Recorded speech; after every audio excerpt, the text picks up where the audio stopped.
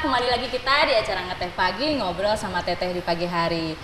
Kita tadi udah nyebutin ya di awal segmen tadi bahwa kita itu bakal ngebahas mengenai ikan lele. Nah, potensi bisnis di balik lele Sangkuriang. Saya sudah bersama dengan narasumber saya yang masih muda dan punya jiwa wirausaha yang luar biasa. Ada Kang Muhammad Nur Cahyo. Assalamualaikum. Ya, waalaikumsalam, selamat pagi. Ya, selamat pagi untuk muslimah soleha dan pemirsa Ya. di rumah juga.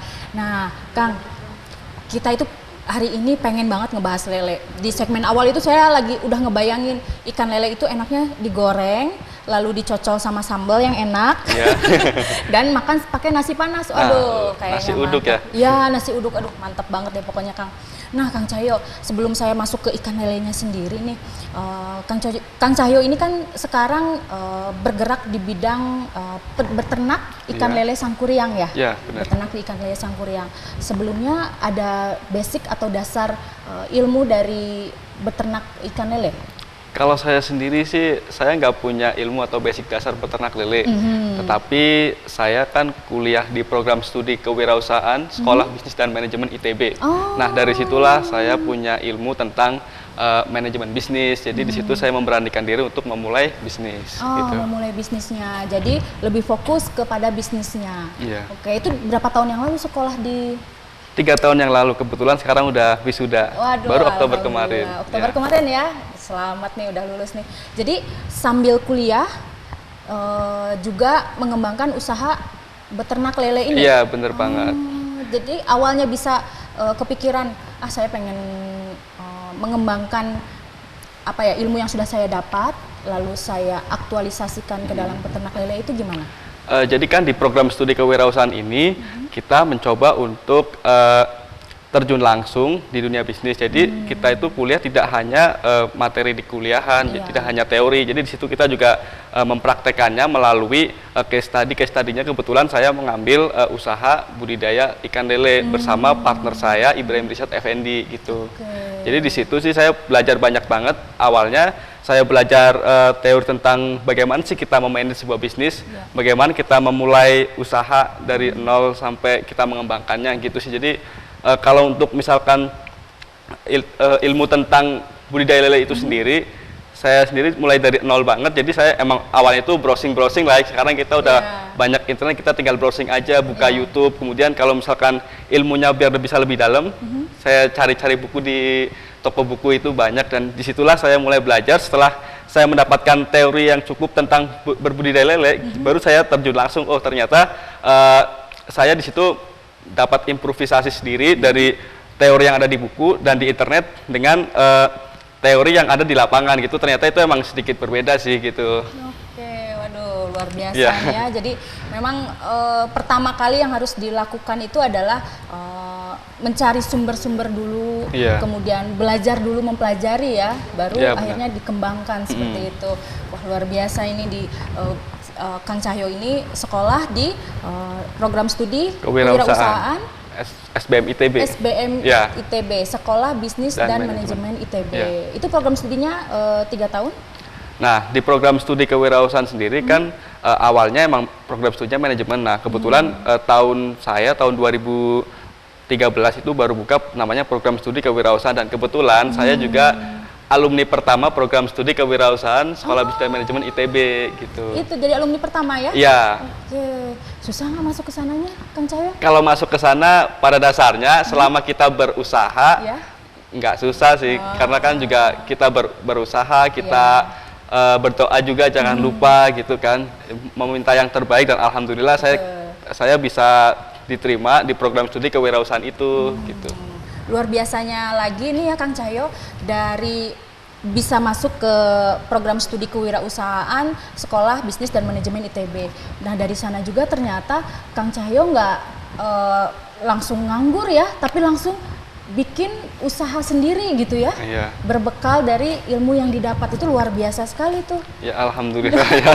Itu gimana tuh ceritanya? Jadi akhirnya apakah ya dari studi case apa ya namanya praktek kerja mungkin Praktek, ya? Praktek, kemudian membuat usaha itu lalu bisa berkembang sampai sekarang. Jadi di program studi kewirausahaan itu sendiri, awalnya kan kita punya mata kuliah yang emang tiap semester itu berkembang untuk menjalankan bisnis dari design thinking sampai dengan developing bisnis. Nah, awalnya kita ada mata kuliah namanya design thinking, itu kita berpikir secara kreatif apa sih potensi-potensi yang ada di sekitar kita. Nah, di situ setelah design thinking kita juga belajar tentang bisnis, yaitu tentang bisnis model, karena kan nggak mungkin kan kita membuat bisnis tanpa bisnis model. Nah, biasanya sih orang-orang awam bisnis model itu cuma dipikirkan aja, dibayangkan aja, tapi bedanya kita belajar di program studi kewirausahaan ini si bisnis model itu kita tulis, kita rancang sebaik mungkin, dan kemudian sampai akhirnya ada yang nama mata kuliah yang menuntut kita untuk menjalankan si bisnis itu. Jadi si bisnis itu kan nggak cuma planning, tapi juga kita harus melaksanakannya itu. Nah, selama 2 tahun saya kuliah, itu saya melaksanakan bisnis itu dengan saya bisnis dan juga saya kuliah. Nah, di situ emang harapan dari program studi kewirausahaan ini kan menciptakan bisa dikatakan pengusaha-pengusaha muda yang mandiri secara ekonomi, dan kita juga bisa menciptakan lapangan kerja. Dan alhamdulillah setelah saya kuliah ternyata bisnis ini masih berpotensi tuh untuk dijalankan. Jadi saya memutuskan untuk melanjutkan kembali bisnis yang sudah saya jalankan selama kuliah itu, gitu sih. Subhanallah. Jadi ini profil atau contoh mahasiswa yang sukses gitu ya. Dari model, maksudnya dari awal modelnya adalah prakteknya itu tentang ikan lele, dan akhirnya sekarang diteruskan bisnisnya. Aduh, luar biasa. Tapi kenapa kepikiran pengen membudidayakan lele sangkuriang? Karena biasanya kalau anak mahasiswa nih pengennya itu kan pengennya model-model yang kekinian, baju-baju distro gitu ya, atau misalnya ya sesuatu yang high tech gitu. Tapi kenapa kembali ke peternakan gitu? Jadi pada awalnya pertama kali saya ke Bandung, ya saya kan bukan orang Bandung, pertama kali saya ke Bandung emang saya kebetulan kan suka makan ayam, Nah, ayam itu kan banyak tuh di tenda, warung-warung tenda di pinggir jalan. Nah, di warung-warung tenda pinggir jalan itu nggak hanya menjual ayam, ternyata juga menjual lele. Nah, dari situ saya setelah makan ayam, saya keliling-keliling kota Bandung tuh. Oh, ternyata di sini banyak juga ya tenda-tenda pecel lele. Terus saya berpikir di situ, wah ini berapa banyak demand untuk lele di kota Bandung gitu loh. Karena kan seperti yang saya sudah survei sendiri, saya itu melihat sedikitnya 20 tenda pecel lele. Nah, di situ di area Bandung aja, area kampus saya. Oh, di kampus. Di area kampus. Udah 20 ya? Udah 20. Coba kita bayangkan, saya juga pernah nanya, berapa sih Bu seharinya itu satu tenda itu berapa banyak ikan lele yang dibutuhkan? Nah, ternyata minimal banget itu 5 kg per hari kebutuhan ikan lele. 5 kilo per hari untuk satu tenda. Nah, saya udah menghitung itu ada 20 tenda. Jadi sehari bisa mencapai 100 kg ikan lele. Nah, di situ kan saya berpikir lagi, dari 100 kg itu misalkan kita mengambil profit aja berapa, Rp5.000 per kilogram. Berapa banyak uang yang bisa kita dapatkan. Nah, dari situ tuh saya juga berpikir, oh ini ada demand segini. Sedangkan saya mencari lagi marketnya gimana tuh, atau produsen si ikan lele itu sendiri ternyata di daerah Bandung kurang. Jadi kebanyakan ikan lele yang disuplai ke Bandung itu bukan berasal dari daerah Bandung, tapi dari kota-kota lain di Jawa Barat dan di Jawa Tengah gitu. Jadi di situ tuh menurut saya pribadi bisnis budidaya ikan lele itu sangat berpotensi untuk dijalankan di kota Bandung gitu. Jadi berawal dari opportunity yang saya dapatkan gitu sih. Jadi dari jalan-jalan kemudian ada pemikiran dan ada perhitungan-perhitungan.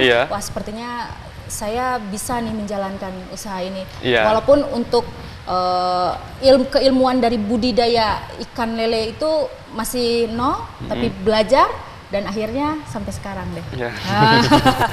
Oke, Kang Cahyo, nanti kita mau lanjutin lagi pembicaraan, kita mau mendetailkan lagi pembicaraan kita ke lele sangkuriang yang sekarang lagi dibudidayakan oleh Kang Cahyo ini. Jadi Muslimah Soleha tetap di sini, jangan kemana-mana. Setelah informasi komersial berikut ini kami akan kembali. Silahkan.